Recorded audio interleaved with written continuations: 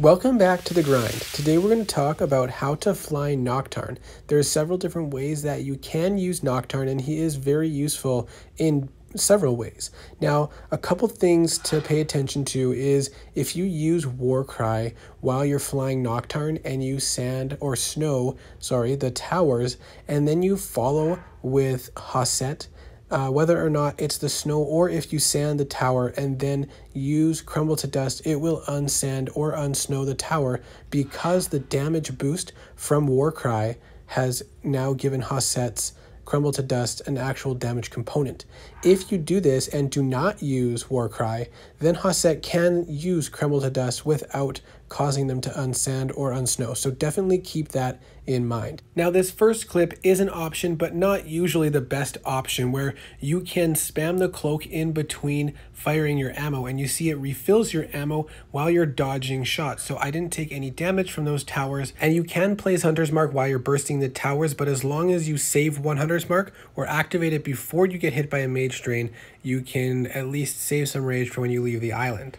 Now this is a very useful skill to work on, where you can triple snow the front towers and double snow the back towers, and then you're pretty much chilling through this whole island. Now this is the placement for the 3-tower shot right in front of the red mage. This works very well if there's 2 flaks on either side.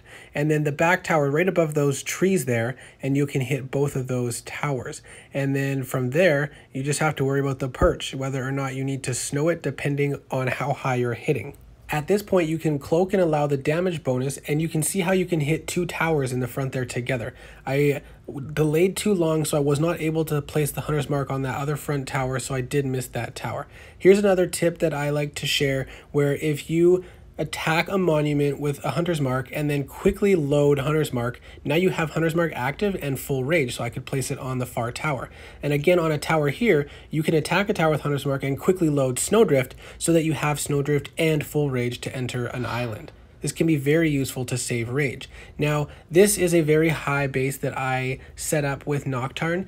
Luckily, I was able to snow 3 front towers, but if you couldn't, you can always use the monument on the left to place another Hunter's Mark to gain more rage. And you can see I wait till I'm completely facing the island because it's easier for placement. And then you cloak right away. As soon as the snow lands, you can activate another snow and fire it to break the cloak, and then you have to cloak immediately right away again. This time I had to attack the monument to gain back some rage so I could fire another snow and cloak again before taking damage. So I was able to set up this base without taking any damage because I think one shot would have killed me. And then from this point on, you're just able to coast to gain rage and then use the monument to place Hunter's Mark to gain even more rage back.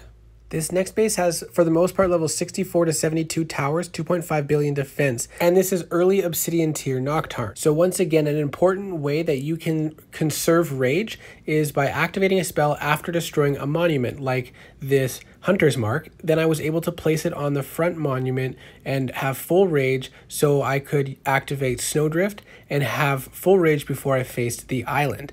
And then I snowed these front 2 towers and then the last flak at the back. And if you're trying to destroy the base after 1 to 2 snowdrifts, you let the cloak expire so that you can start damaging towers, and you continue to place Hunter's Mark when it's available to gain back whatever health and rage you may be losing. This is where Hunter attack and ammo runes are very important because that's a main way that he destroys towers. Now this is a base with level 80 towers that I set up using Garnet Noctarn against my friend's base, and you may have seen a video clip of this, but I did want to use this clip to go through some of how to fly Noctarn. The first important thing to point out is the monument on the left there still has a Hunter's Mark. This is very critical to allow you to have enough rage when setting up a long middle island. And then you want to try to use the same techniques to come around the corner with full rage and Snowdrift ready. And then you do the same strategy, waiting until the Snowdrift lands before you uncloak. And this allows you to continue to dodge as much damage as possible. But it is very important to apply the Hunter's Mark on the second monument along this path so you do have enough rage to continue using Cloak and Snowdrift. And then here, just to show you why this is useful, then Morat can come through, especially if you were able to use some of Noctarn's Warcry Morak will be able to kill even stronger towers. Now, we're going to go through Long Island again and try to break it down. So now I've already used Snowdrift once and Cloaked once and already activated my second Snowdrift to fire and cloak again. At this point, you could snow a tower or hit the Hunter's Mark, but I snow the Storm Tower and then hit the Hunter's Mark here to gain back some rage. And then I fire another Snowdrift at the back island, but I don't need to cloak because of how far I am until this Mage Tower shoots. Then you want to activate another Hunter's Mark on that island so you can have enough rage to use Snowdrift on the remaining back 2 towers. That's how you are able to snow every single tower on a Long Island. This is another way of doing it, and it's actually very important, and I'll point out why. First, I snow the front 2 towers and then hit the Hunter's Mark, and here is where I snow the back towers because they're lightning towers, and if there's a defender, they activate with such a far range that they would hit me if I didn't snow them right away.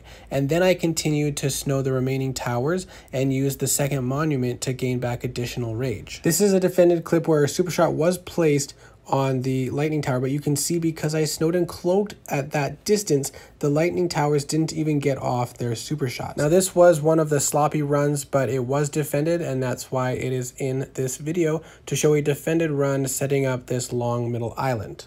Now finally, we are going to combine all these skills to attack this base with level 56 towers with an obsidian Noctarn with the goal of destroying the whole base. So you can snow a couple sets of towers and then allow Cloak to Aspire to destroy some towers with a damage bonus, and continuing to apply Hunter's Mark to gain back rage so you can continue to Cloak to get the damage bonus and apply more Hunter's Mark to heal when you need to. The main difference with a defender would be that you'd have to burst towers down between heals and that you have to be more careful about the mage shots so that they don't apply super shots on them, or that you at least have a Hunter's Mark placed for after being mage drained. And I will hopefully upload some defended footage in the near future as soon as I'm able to get some defenders. If you have some awesome Noctarn flights or at higher tiers, then please send them my way if you don't mind me sharing them on the channel. I would love to be able to share some more footage from other players and in higher tiers. So work on those 3 and 2 tower snow spots as well as the timing for